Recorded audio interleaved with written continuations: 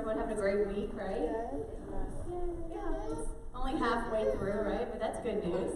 It's good news if you don't work on the weekend, right? If you work the weekend, it's not necessarily midweek. But so I'm glad everyone is here this evening. Bear with me as I've been sick, but I'm excited to have participation from all of you this evening. So we're going to go to the Lord in prayer. If you'd like to stand, go ahead. I know we've already did some standing, but I would like us to go to the Lord in prayer.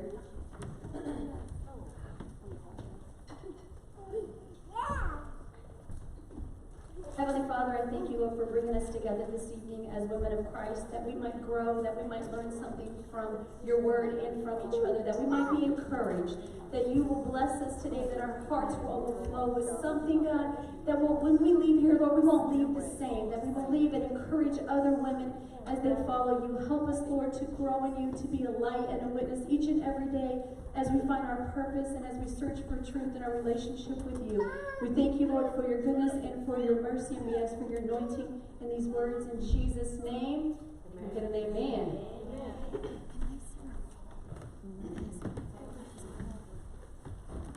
So as I mentioned, I'm hoping for a little participation from my ladies this evening, because what I think is really important, at least I've found in my own life, when I'm working through healing, when I'm working through trials and challenges and situations, it's always nice when I have other ladies of Christ share with me.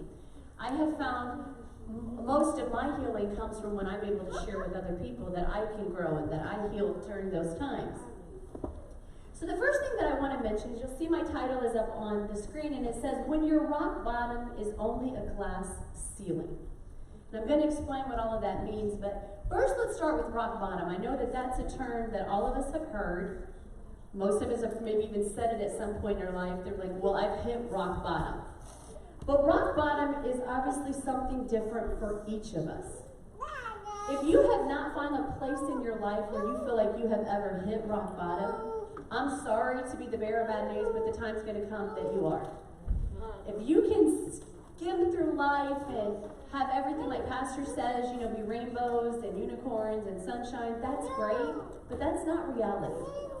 All of us are going to reach a point in our life where at some point you have a day where you feel like this is my rock bottom. This is as low as I get. And that's what rock bottom is. Rock bottom is when there is no place lower than where I am. I can't go any further down. But that rock bottom looks totally different for each of us. For some of us, it might be an illness. Maybe you've been diagnosed with cancer, with a deadly disease, something that you do not see a possibility of recovery. Or maybe there's recovery, but it's going to be long and lengthy and painful, and there's going to be a lot of treatment. It could also mean a death of a loved one, whether it's a spouse, a parent, a child. When you have that type of pain, there's nothing that's going to compare. You're going to look at that situation, that moment of grief, and say, this is the worst grief I've ever experienced. This is the worst pain that I have ever encountered at this point in my life. Could be unemployment and financial problems. Perhaps you became laid off, and now you're in danger for the first time. Maybe you've always had a nice house and felt financially secure, but now you don't know how you're going to buy groceries. You don't know if your family's going to have a place to live next month. That's what I call rock bottom. Where are we going to sleep next month? Where am I going to get groceries next month? Maybe that's not something you had ever experienced before. Divorce. You've had this life, and all of a sudden now it's different. It's not the same life. Addiction. You look at yourself one day, and how did I get where I am? So whenever each of us find our place of rock bottom, I know I remember the day that I felt like I looked at my life and I said, this is my rock bottom. This is as low as I've ever been. And we normally acknowledge that. At least I did, because you say it almost out loud. This is the worst it's ever been. It cannot get any worse than where I am right now. And we usually acknowledge it, we know it, we're as low as where we could be. Now sometimes we're where we are because of choices we've made poor choices that have put us in that place. And sometimes we haven't. Sometimes we've not done anything to put ourselves at rock bottom. So is there anyone here that's open enough and willing enough to share what their rock bottom is? Like, is there anyone that's open to say, I remember the day that I woke up, or the day I sat there and said, this is it. This is as low as I've ever been. Is there anyone who's willing to share that? I know it's vulnerable to kind of say it out loud, Remember what I said at the beginning? What I have found is that when we are women of Christ and we share with each other, it's so healing, and it helps. You don't know what your sister's going through. Sometimes hearing someone else has experienced it can be encouraging. Sister Carolyn? I have heard rock bottom before, and if nobody know what my rock bottom was, everybody knows it was drugs. But like, even when I got clean and got saved, I'm still going through trials, and that's just life. Life is where we're gonna have stuff happen, and but my situation right now is like, I left my apartment because y'all already know that I got clean off drugs, and I live around a bunch of still using addicts. And sometimes I believe that God put us a place for a season. And you're only there for a temporary to do whatever you can do there, and then it's time to move on. So, once I got saved and everything, and I was praying and praying and praying, and I heard the Lord say, leave. Your season is up. And I'm like, what do you mean? And he was like, it's time for you to go. And I'm waiting on my deposit to come back, but to say that is, I had to step out on faith and not knowing what's ahead. I even tried to plan it out, and I was like scared at first, and then once I left, I was like, now what do I do? He said, you just sit and wait till I tell you the next thing to do. And a lot of times I always think things supposed to happen when Carolyn wants them to happen, the way Carolyn wants them to happen, but that's not life. Life is when I got saved and everything, and I trust God, I believe in God, and I know He is real. And I know I have to wait, it's His timing. I don't care how bad I want it, when I want it, where I want it, how I want it. He's going to do it in His time. Right. So now today I'm just patient, I'm waiting, and right now I'm still staying with my sister, but I'm not in a situation where I'm worried, I almost had a panic attack yesterday, but I had to reach out and talk to somebody, after I talked to God about it. But I'm better, and I know that God got something better for me. My time there, I helped the people there that I could help, and when my season was up, it was time for me to move on. So that's me. But rock bottom is a scary place. Yeah, and as I mentioned, we normally know when we're there. It's not a surprise. When you're at rock bottom and you can actually say to yourself, this is the lowest I've been. You know it. No one's going to have to look at you and say, Sister Karen, this is bad for you. You know it. We know it. And we can acknowledge that. And we, I know for me, I remember the day, the night that I felt like this is it. And I remember looking at God and saying, this is literally as low as it gets. This is it. And so we know that when we hit rock bottom, we know where we are. And that's the first thing that I want to talk about. How many of you have ever heard the terminology, and some of you women that work in the workplace may have heard the terminology of a glass ceiling? Is there anyone in here that has heard it? Okay, so a couple of the ladies, especially ladies that have worked in the workforce, are going to be familiar. Some of you have maybe heard it, but thought I have no idea what that means, or you've never heard it before. So I want to explain to you what glass ceiling is. So there was a lady named Marilyn Loden who in 1978 was going to change the way women look at the workplace, even though she didn't realize she was going to do that. So Marilyn worked for a New York phone company, and she was just lower level management supervisor, 31 years old. This was in 1978. There was a women's conference in New York City, Women's Exposition, and she was asked at the very last minute to come and speak. She wasn't prepared, she wasn't on the agenda. It was supposed to be a vice president that was speaking to these women, and they were unable to attend. And so at the last minute, they said, can you fill in?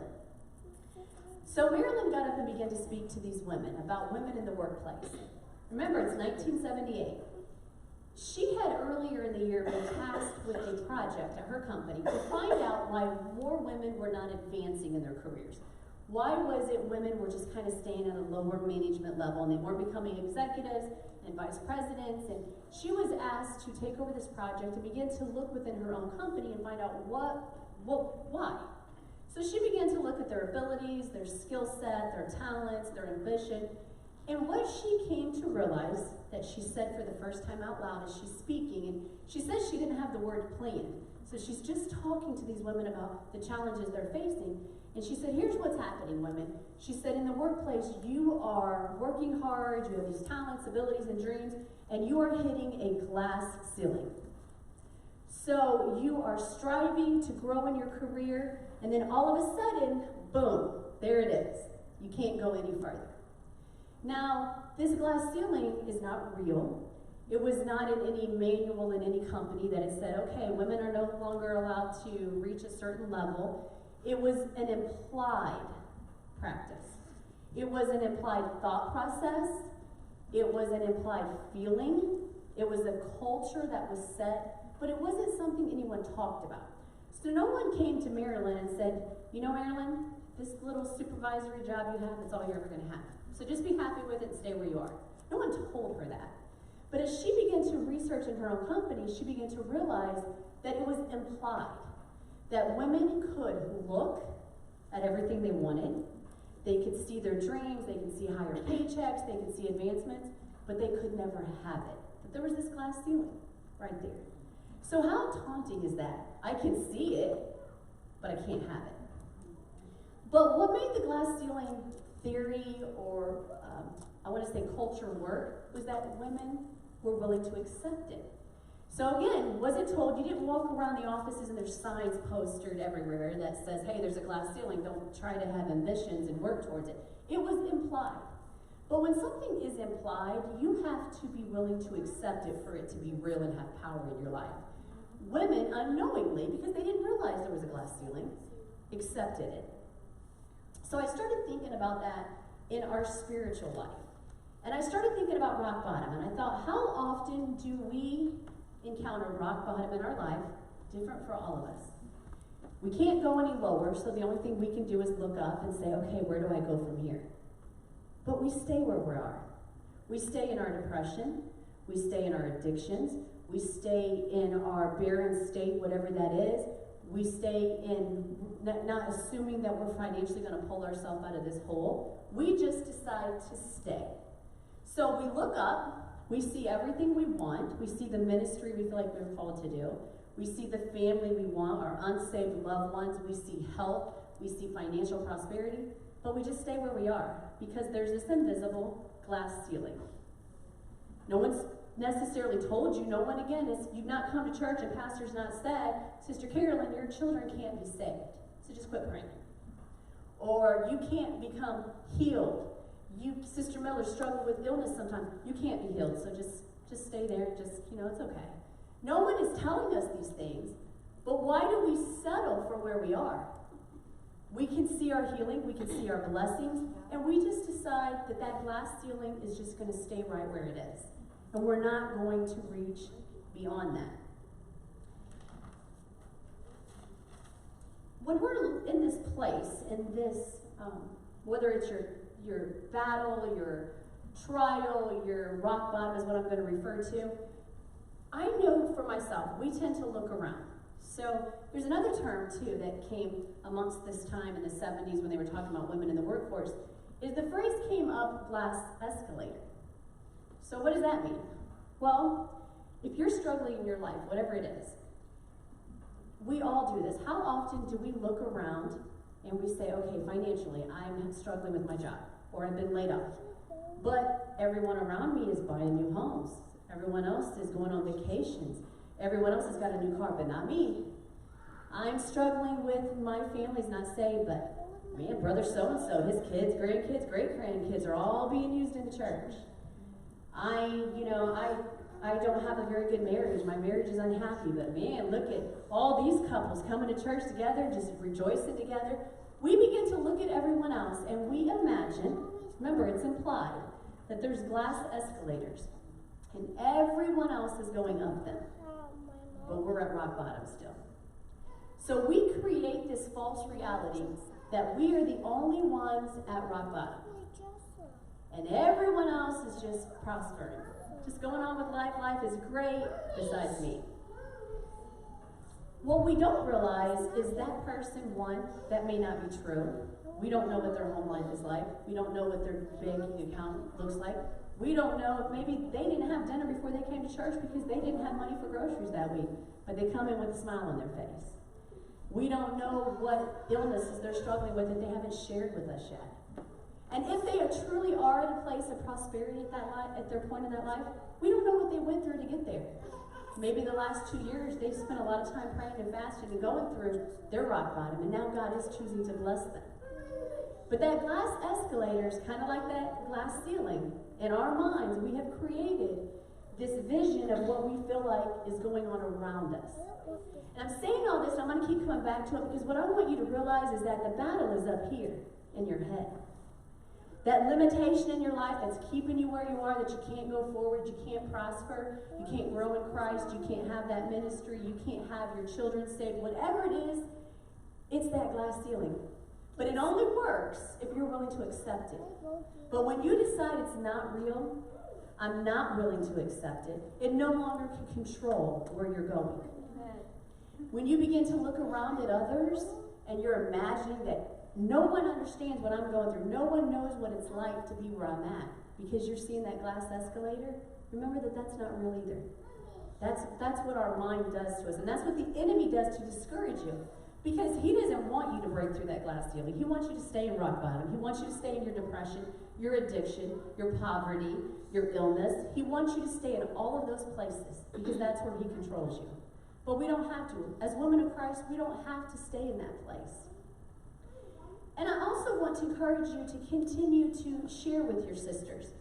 Because part of the time when we're imagining our sisters on those glass escalators, it's because they haven't shared with us what they're going through.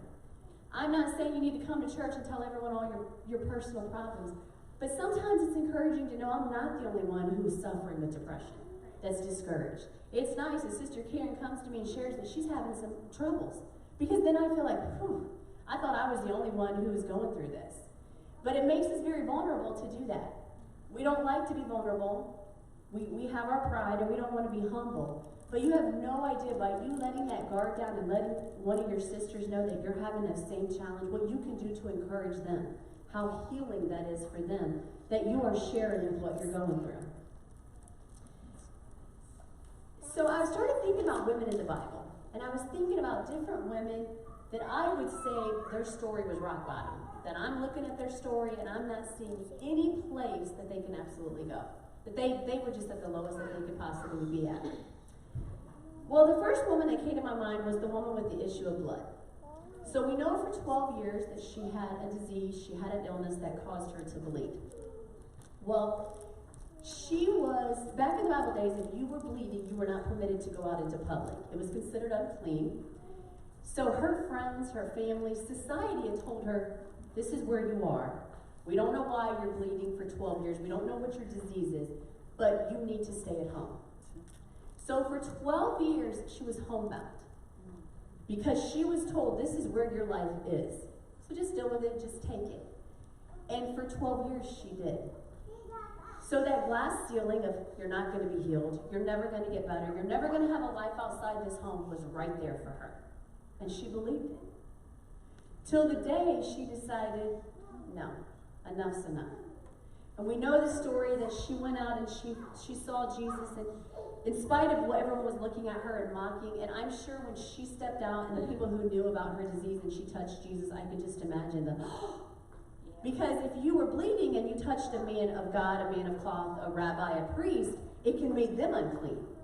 So here she is reaching out and touching him with her issue of blood, and she's touching Jesus. Can you imagine the stares that she got and what she had to do to step out of, I don't care what society says. I don't care that my friends and my family say this is where I'm going to be. But for 12 years, I've stayed at home, and I've been sick, and I'm done.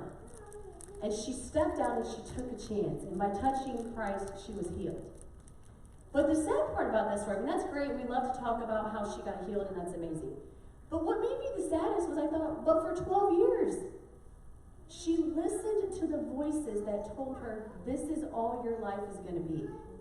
This is all you're ever going to have. What if she would have initially, when she first got sick, went and found the priest or whoever was going to be able to pray for her or anoint her at that time? She could have saved 12 years of living in sickness. and shame. I mean, it wasn't just sickness. This was a shameful thing that she had to deal with. That was no cause of her own. Her story is a miracle, and we love to tell it, and how just touch the hem of his garment, and we're going to be healed. And I love that part of the story, but it saddens me that it took her 12 years to decide, I'm no longer going to listen to those voices that tell me what I can and cannot have through Christ. And when she decided that that wasn't enough, then she went out and she got her healing. Another lady that came to my mind is a story that many of you maybe have never heard. Have any of you ever heard of Abigail? A couple of you, right. It's not a story that you hear a lot about, but Abigail is told, her story is told in Samuel. And she was in a very bad marriage. Her husband was a very rich man. His name was Nabal, and he was not very kind. He was very wicked, the Bible says. He was selfish. She was in a miserable marriage. I mean, I don't know how he treated her, but I'm assuming by the story, he wasn't good to her. So she was unhappy. She was miserable. Very rich, wicked man. Well, David had been appointed king, and David's army was going to come to where Nabal was at. So he had sent his soldiers ahead of time. And, you know, in politeness, how they would do back then with armies, he said, we're going to be coming through. We'd like for you to welcome us into your, your community, trying to be friendly. Well, Nabal was very arrogant. No, you're not allowed in my area. We don't want to befriend you. The answer is no. So King David became, of course, as he would, extremely upset that you would turn us away, that you were that evil and that you would just deny us. So, what did they do back in the Bible days? He decides that he's going to attack Nabal, and they're going to kill their family and all of their soldiers. That's how they fought their battles back then. Well, Abigail heard about this. So not only is Abigail in a bad marriage, that's horrible, her husband's very evil, very wicked. Now, the king is going to kill her family, all of their friends, everyone that they know, because of her husband's evilness. She had done nothing. The soldiers had done nothing. Her husband's stubbornness was going to cause the death of their community. So Abigail decides, no, I mean, it doesn't get any lower, I would think, than literally, I'm in a wicked marriage and my husband is now going to cause the death of my entire family because of his arrogance. She was at rock bottom. But she decided she wasn't going to stay there. And Abigail prepared a feast, and she sought out King David and his soldiers without her husband's knowledge. She sought him out, she prepared a feast, she went to him and was humble and showed love and kindness and apologized and, wanted to show, she basically wanted him to show her mercy. Well, it says that David looked at her, and David did find mercy for her. And because of her humbleness and kindness, he decided to not put her to death and her family, and to let them be. So Abigail goes home, and Abigail tells her husband, Nabal, of what has happened. He's shocked, because in all of his arrogance, he in no way thought King David would, attack me. I'm very strong and I have a strong army, and no way. So he was very shocked. And the Bible says that his heart stopped. And I think what it meant initially was that his heart became dead inside him, emotionally. And 10 days later, he physically died. Well, Abigail's story doesn't stop there. When King David heard that Nabal had died, his heart grieved for Abigail. And he remembered her kindness and her humility. And he sent for her. And he called Abigail to where he was, and he married her. So here is a woman who was at rock bottom, in a wicked, evil marriage, about to be put to death with her whole family because of her husband's arrogance, who would then end up in the palace with the king. I thought, wow, that's a story, right? That is a woman who said, I'm not going to stay where I'm at. I'm going to do what it takes. Had no idea it was going to end her in the palace, but she knew she couldn't settle for what her rock bottom was. I can't stay where I'm at. So I love that story of Abigail. I think that's pretty exciting. We've heard the story of Rahab. We know that Rahab had the lowest of professions that any of us women, if I was going to say, what do you look at as being the lowest profession, what would most people say? A prostitute. That's just going to be one of those things we're going to snub our nose at, like, does it get any lower than the fact that you're a prostitute? So we know that Rahab was a prostitute, and she was not a believer in our God at the time. And she was a prostitute in Jericho, and the Israelites had 2 spies, and they needed a place for them to stay so the king would not kill them. They were sent to Rahab's house. Again, she had reached rock bottom. She was a prostitute. People went and talked to her in the community. I mean, and back then you could be stoned. This was not like 2019 where promiscuity is just everywhere and it's on TV and everything. Even though she was a known prostitute, I mean, think about how shunned she was back then. We would shun somebody in our mind right now for being a prostitute. Imagine back then how tough that was for her. But Rahab, as low as she was, when the spies came to where she lived, she took them in. And she kept them safe. And because of her, they were not put to death by the king when he came looking for them. A small story, but I was thinking about if that would be me, and I'm already thrown out by society. I can't imagine her self-esteem was very good. I'm sure as much as society beat her up, she had already did that to herself. Because as women, we do that. I mean, let's be honest. Nobody's going to make you feel worse about yourself than you probably do. That's true. So if you were a prostitute, been shunned by your family or community, you were already as low as it gets. And then for you to say, in spite of how I feel, I'm going to step out and I'm going to help these strangers. Strangers who worship a God that I don't even believe in at the time. Step out and allow God to work in her life because she didn't want to stay where she was. She felt within herself there was something more for her than what she already had.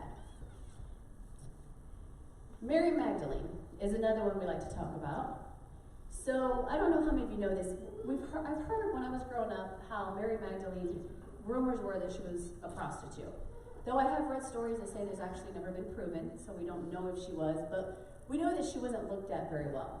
But I don't know if you are aware is that she was demonically possessed. So we know that she had not just one, but had at least 7 demons in her.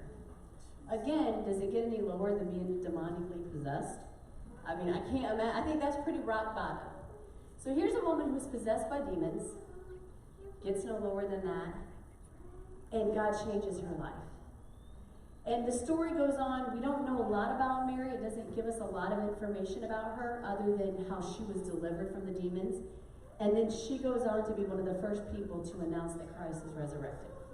Forever, every Easter story we read, every Easter play, what do you get? You get Mary yelling that Christ is resurrected. So a woman who was demonic possessed, so imagine somebody coming in our church filled with demons, and you're looking at them saying, wow, that's as evil as it gets. I mean, you're full of demons. To being the person that announces for the next 2,000 years that Christ is risen. Well, what an amazing story. Someone who said, I'm not going to stay where I'm at. I'm not going to let society, I'm not going to let my family or my friends, anybody keep me where I am. I'm going to keep moving forward. I want something better than the life that I have. And then my last lady in the Bible is Ruth. We love to talk about Ruth. Ruth is always a great story when we encourage women and we talk about women.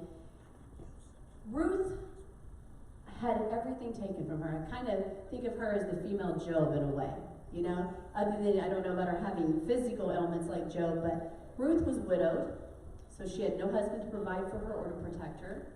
When her husband died, she had not had any children. Big thing in the Bible days. I mean, to not have any children, there was some talk that she was barren. So her husband dies. She had no sons to care for her, no one to carry on the family name, no one to work the fields. She had no home and technically had no country. And she was an idol worshiper.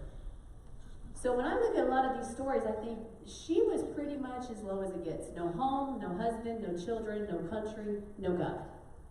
That's about as broken as you can get, and that's why she reminds me of the female Job. She had everything stripped from her. But Ruth was strong. She wasn't going to stay there. She could have easily stayed where she was, and she could have died where she was with nothing. But that wasn't what Ruth wanted. Ruth wanted more than that. Ruth decided she wasn't going to stay where she was. I think Ruth was one of those people that she got up. I don't know where I'm going. I don't know where my life's going to take me. But like my phrase always is, I don't know where I'm going, but I ain't staying here. You know, I know when I started a journey on a new life, that's exactly what I said. I don't know where I'm going, but I'm not staying here. That's all I know. And I think Ruth was kind of like that. I don't know that Ruth had any idea where her road would take her. Well, we know that her road would take her to her mother-in-law, Naomi. And in spite of Ruth having children to care for, she would care for her mother-in-law and would love her. And Ruth would come to know God as we know him. And Ruth's story doesn't stop there. Ruth's story continues to where we know how she's one of our favorite stories to tell women is to tell them to wait on their Boaz. So God took a woman who had nothing, broken, nothing, and he sent her a very rich man named Boaz who would love her and would care for her and would give her everything that was already taken away. But Ruth didn't just magically drop in her lap. You know, Boaz didn't come find her in her barren state, laying by her dead husband with no home. She had to decide where I'm at is not where I'm going to stay. And she had to want something more. She could have easily stayed in her rock bottom, where society had told her, this is it. I mean, your husband died, it's not your fault, you have no children, it's just life. Just deal with what you got, what little, your little mites you've got, your little garden, you'll get by. But that's not what she did. She decided she was going to break through that glass ceiling. She wasn't going to just stand there and look at what she wanted. I'm going to actually obtain what I want. She decided that where she was not where she wanted to stay. So I say all of that to say this, and this is where I'm hoping that we can have some interaction between the ladies, is what I want you to take away from this short lesson today is that you're going to hit rock bottom. Some of us have already hit it. Sister Carolyn says she already hit it, and I hit mine. I'm like, Lord, don't bring me another one, please. But we might, I don't know. But when you hit it, you're going to know it, and it's okay. Instead of looking at it and saying, this is horrible, I've been abandoned, and my life's a disaster, and this is just where it ends, look at it, look at Ruth and her Boaz. Look at Mary Magdalene from being demonic possessed to being the person who announced Christ's resurrection. Look at Abigail from her relationship and on death was coming her way to living in the palace. You don't have to stay at rock bottom. And sometimes we have to get to a place to where we realize how low we are so we can start to reach up. Because if you haven't reached, when you hit rock bottom, there's nowhere to go down. So you got two choices. You stay where you are, or you decide that what you're wanting in Christ, you're going to keep reaching for it. You're not going to stay where you are. And that is different from all of us. But there's so many things that we desire in life, physically and spiritually and emotionally and mentally, but we just decide we're going to stay where we are. This is all I got. This is where I'm at. And I'm just going to settle for it. But when you decide, like these ladies in the Bible, this is not okay. I'm not staying where I'm at. I'm not happy. I'm not going to be told, implied. Remember that I said the glass ceiling is implied. It's not in a manual. It's not on the poster on the wall. It is an implied thing, but you have to accept this is where as high as I can go. This is as far as my ministry can go. This is as far as my relationship, my marriage can go. This is as far as my finances can go, my career can go, my spiritual walk with God. When you stop accepting that glass ceiling is real, then you can go beyond it. But as long as you allow that thought process, that implied feeling to say this is as far as I get, then you're going to stay at rock bottom. But remember the woman with the issue of blood? She broke through that, but it took her 12 years. That hurt. When I was reading her story, that really broke my heart. I thought, 12 years. She finally broke through and finally decided, I don't care what society tells me. Society tells me I have to stay at home, homebound. She finally decided to break through that, but it took her 12 years. How much of her life did she waste? So if you find yourself in that place where you're at rock bottom, stop and say, okay, I see where I'm at, and this is a great place to start. But I don't know where I'm going, but I'm not staying here. Kind of make that your motto in your head. And then as women of Christ, begin to share what you're going through with your sisters. Because there are so many times when we're at rock bottom, I promise you're going to believe that nobody has ever been where you are. I know when I was going through my divorce, I remember thinking, I don't know, no one knows what I'm going through. No one in the entire world has ever been through what I've been through, because that's how you feel. Now, I'm smart enough to know that, people get divorced, but that's not how it feels. When you're going through it, your mind is, nobody knows this pain or whatever it is more than I do. When you're suffering with your illness, your sickness, your pain, no one knows but me what I'm going through. When you're suffering with depression or addiction, I'm sure Sister Carolyn thought many times, nobody, somebody might look at her and say, why don't you just, kick your addiction? And she's thinking, you don't know because you haven't been there. But you know what? There are people that have been there. And when you are able to share with your sisters and say, I know what you've been through, I'm going through it too, or something similar, there is something about that that makes you feel like, I'm not alone. I'm not this weirdo. Because I remember a lot of times thinking, my thought process is I'm totally weird. No one is thinking the way I'm thinking. No one is feeling like I'm feeling. And so it's great when you have your sisters say, I get it. Maybe our pains are different, but I get it. When you're depressed or when you're down and you're out and you're sad and you're at rock bottom, you know, it's nice to know I'm not alone. Now, don't find someone who's going to share in your misery and encourage your misery.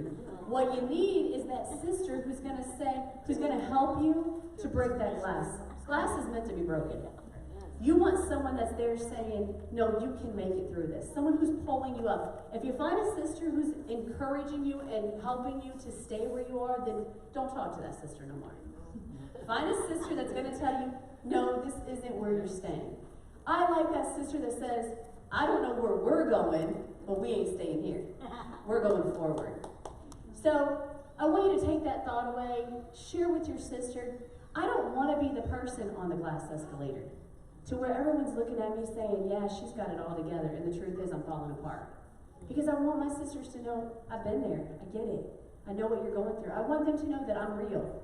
That what they're going through is no different than what you or I have been through. And that's encouraging to know because we all have those type of trials.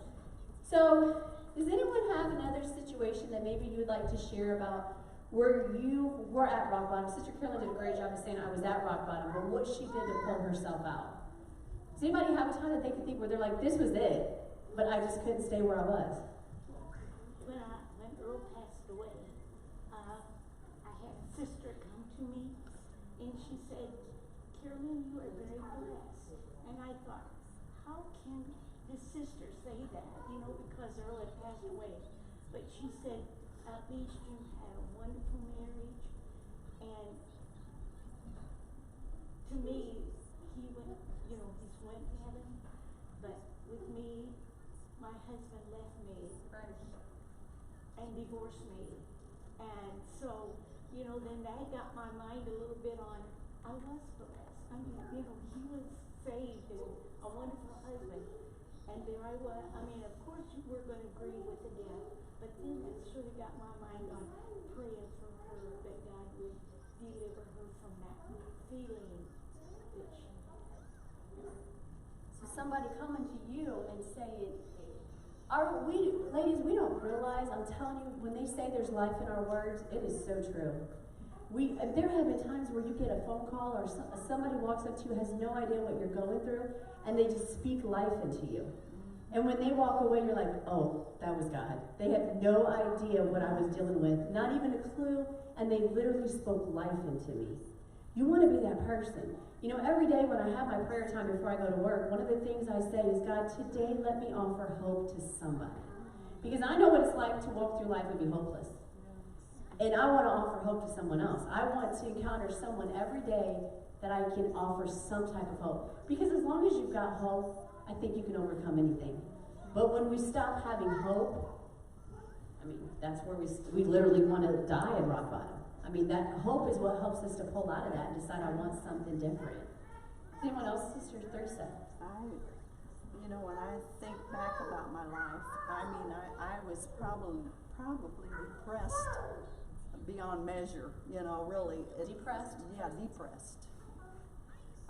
My husband come home from the service. He left one way and he came back another, right. Totally disabled. And he was like somebody I didn't even know. He had ideas that was not right. He had things that I never dreamed of that would came up, and he just wasn't the person that left. And anyway, during the process of him getting better, at times he would fly mad because of his brain injury, I imagine, over the least little thing. And I had to deal with that. And I had 2 little boys, and he was pretty rough on them at that time. And there was times I would take some blows for him because of stepping in saying that's enough, because I was afraid he would hurt him. And back then, you know, you didn't get in trouble for whipping a kid, you know, unless you did beat him to death. But, you know, and I mean, as time went on, we lost our home, totally lost everything we had. Everything. I mean, we didn't have nothing but the stuff we had on our back when we went out of the house. And I had to sit down with the catalog and go through pages of stuff that we had lost. And I forgot a lot of stuff, you know, This is when during you that had your time. fire, right? Yeah, during the fire. For my insurance company, on top of that, the insurance company, you know, they didn't insure us anymore because we were risk, you know. And then, oh my, I mean, there's just little things that went on all the time through that, you know. So how did you, because you're right, I mean, her husband was injured in war, never to be the same. No. Her home burnt down. How do you see, and you're right, you probably have suffered from severe depression. Yeah. But me knowing you most of my entire life, I wouldn't know that. Yeah, you wouldn't know that. No, I wouldn't, because to me, you seem like a woman of extreme strength. Like, I would always look and be like, Sister Theresa's one of the strongest women I know, knowing a lot of the things that you've been through.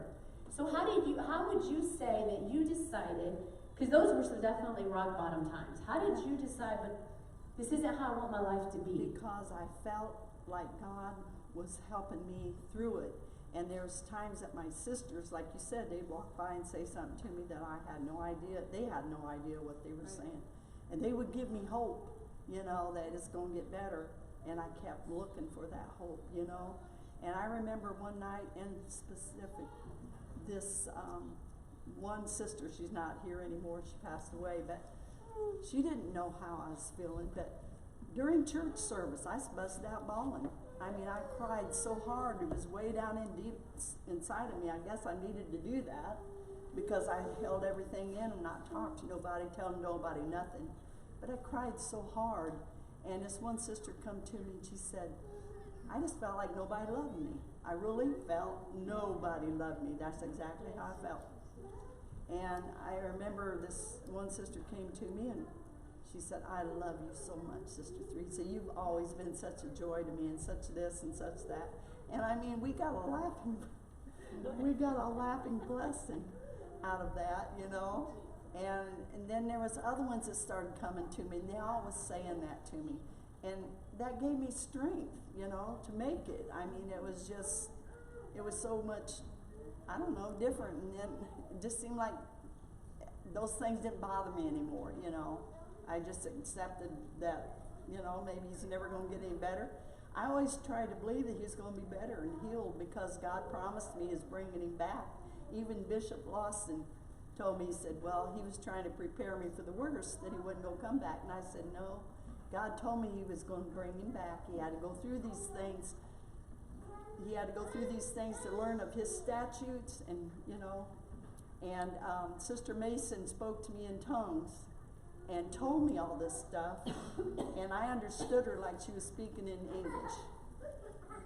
And I mean, it just, you know, there's still times you get low. There's still things that happen, you know, and you think, oh, what's the use? But, you know, I've come too far to turn around. I know the enemy tries to stop you all the time, but that's how I feel. I've come too far to look back, and I'm, by the help of God, I'm going to make it. And the biggest thing she said is, it's the enemy. It's up in here. And I know I've mentioned this a couple times before when I've taught, is that our biggest battle is up here. The enemy attacks our mind. He discourages us. He makes us believe we can't get out of where we are. And if he can control this, he controls everything. Because that's our mind controls our bodies and what we do in our actions and how we feel and that depression and that joy and all of that is up in our mind. So if we allow the enemy to convince us, you know, I'm going to keep referring to this, that glass ceiling, it's not real. It's implied. It's a feeling, but you have to be willing to accept, I can see everything I want, but it's just not attainable. But that's not true. God has made promises to each of us, and they're all different. But don't stop chasing your promises. If God has promised you, he promised you he was going to bring your husband home. She didn't give in when people were like, well, you know, you just better believe he's not. No, she trusted and believed. Whatever God has promised you, don't stop believing in those promises. Keep praying. Keep fasting for them. Don't be like the woman with the issue of blood and wait 12 years. And when I say wait, sometimes we have to wait upon the Lord. I don't mean that. I mean, you know what she did at first? I don't recall in the lesson where it said she was at home praying for healing for 12 years. She stayed homebound for 12 years. It's not the same thing. There's times you may spend 12 years, 20 years, 40 years praying for your unsaved loved ones. I'm not telling you to quit, but you're praying and you're fasting and you're believing and you're inviting and you're witnessing. Don't be like her where she stayed homebound because society, family, and friends told her to hide her shame, and she did nothing for 12 years and then decides, okay, now I've had enough. Don't let the enemy steal that from you. Keep going after what you feel like God has promised you. Keep believing. It's there. If you can see it and you can pray on it and you can see what God's promising you, don't stay where you are. Does anyone else have another story they'd like to share with us about where you feel like there was a time in your life that you hit rock bottom and how God turned that around for you? Anybody else? I'm sure all of us could sit here and could tell a story. You know, when you hit that place, you know, when you have, you know, I remember a time in my life when you literally step out of your home and you have nowhere to sleep that night. That's rock bottom.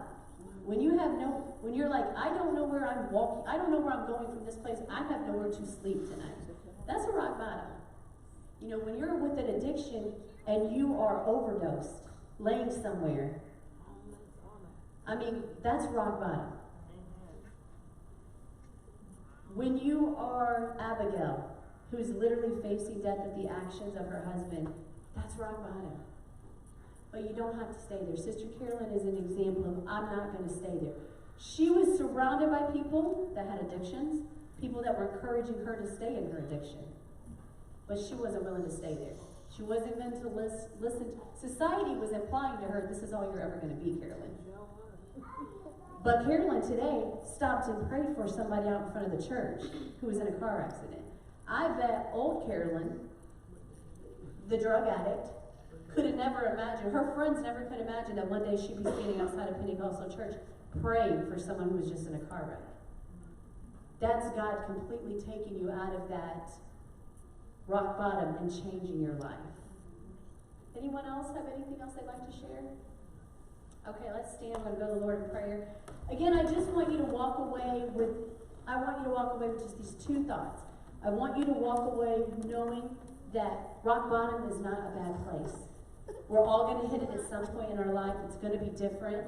But when you hit rock bottom, that means you've got nowhere to go but up. And keep this in mind when you're at rock bottom. I may not know where I'm going, but I can't stay here. That's all you've got to remember. Don't always have to know the answer. You know, we don't always know where God's going to take us, and that's okay because His plans are always better than our plans. Just decide where I'm at. I'm not going to stay here. God's got something better for me, and I'm not going to let anyone convince me to believe this is all I'm ever going to have in life, and this is where I'm going to be. All right, Sister Baines, would you lead us in prayer as we dismiss? Yeah, before we close, just to add to, as you were talking, the women that you were mentioning today, if you look at, so you mentioned about Rahab. Rahab was the mother of Boaz. Boaz was the husband of Ruth. If you look at Ruth, and then you look at them, and so Rahab was the mother of Boaz. Boaz was the great-grandfather of King David. King David, who married Abigail. And also, like I said, is Mary and Joseph came out of the house of David, and Jesus is a descendant from there. So God used those women. If those women hadn't have hit their rock bottom and pushed on through, they would not have been part of the greater plan that they never would have even imagined. So, which is awesome. Because I was like, does she realize those women all excited? And you know what else is really awesome about what she said? When I'm trying to tell women to encourage each other, is those women may not have known each other and been maybe even years apart, but their work, their determination, their willingness to step outside of where they were actually led to another woman's success. And that's what we do as ladies, that's why I encourage you so much to share with your sister. Encourage your sister. It is so important. And you know, I think we all have this point of us that can be prideful. I had a situation recently and I was wanting to go and talk to someone about it. And first thing I said to the sisters, I said, you know, I don't really want to talk about it. I feel like I made a mistake and I'm embarrassed And that's the only reason I don't want to go talk about it. And she looked at me and she said, so it's your pride? I said, yeah, I'm embarrassed to say that I messed up. She said, you realize that pride's not of God. But humility is, and being humble is. And when she said that, I was like, that's true. The only reason that I'm not wanting to go talk about this mistake that I felt like I made is because of my pride, and that's not of God. And that's why we are so tempted to not share. You know, Sister Carolyn sharing, I mean, that's not easy to come out and say those kind of things. But when you share, she's encouraged someone that you don't know who's here going through that, or maybe their child's going through it, or their grandchild, their spouse, but there's an encouragement. Somebody who was willing to say, look, I know that my life was at rock bottom. And I'm willing to share that with you because I want to help someone else get out of that rock bottom. So encourage your sisters, be open and be willing to share. When someone does share with you, keep that confidence, because the main reason we don't share is because we don't trust. Right. Let's be honest, that's the whole reason we don't share. They tell somebody else. Right, so if one of your sisters does confide in you, please don't break that trust, because I know from someone who has shared, once that trust is broken, then you're like, I don't want to ever tell anyone again. And so make sure when your sister comes to you that you keep the confidence. You don't need to go and have prayer requests with other sisters about it. Let's just be honest. If they confide in you, that probably took a lot for them to open up and to tell you that. So respect that. And when I have a sister that comes to me and confides in me, I feel honored. Because I'm thinking, they didn't have to talk to me. They could have went to anyone, but they felt comfortable enough and trusted me to pray for them. Take that with an honor and feel privileged that they were willing to open their hearts to you. And I'm more likely to be like, thank you. Thank you for sharing with me, because that means that you trusted me and you had faith in me. So let's build each other up. We are literally next to our leadership in the church, we are the strongest assets that each other have, is building our sisters up. Too many women in the world tear each other down, and we need to build each other up and encourage our sisters. Okay, Sister Baines, now you can pray. Heavenly Father, we thank you for another evening, Lord, to come together and to serve you and to worship you. Thank you, Lord, for the message that we've heard tonight. Help us to remember to encourage each other, Lord, that our rock bottom doesn't have to be the end, Lord, that it's only the beginning. God, I ask you, Father, that you bless each one of my sisters, Lord, as they continue on this week. God, be with them, strengthen them, encourage them, guide them, Lord, in their daily walk with you. And we thank you, Jesus, bring us back safe and sound on Sunday, ready to worship. Once again, in Jesus' name, amen. Amen. Good job.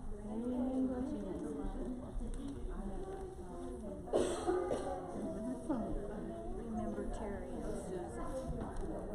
Terry told me Susan said she might come to church Sunday. I said, well, where's Tim? We're going in the car and we're not taking the phone in the car. What about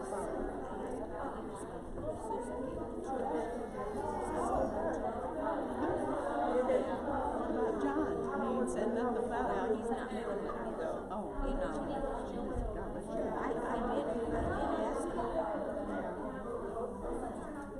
come on, Grandma.